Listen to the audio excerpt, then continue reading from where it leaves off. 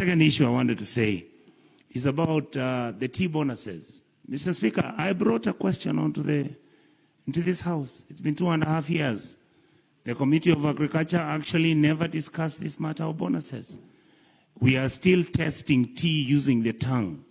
And yet scientists are telling us now there are other parameters you have to use, like the content of iron, the content of potassium in coffee, so that then even when you test with your tongue, there's some way you test it. Right now, we are testing coffee. The people from Western Kenya are being told that our coffee is of poor quality because either we have dilapidated the soil content or we've actually mismanaged our animal and crop husbandry practices. Mr. Speaker, I really wish and hope that the Committee of Agriculture, like my sister Esio Kenyuri, has raised this issue. Our farmers are tired.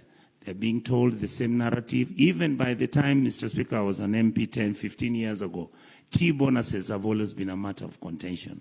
Can this House take charge and fix the problems of our country? Thank you, Mr. Speaker.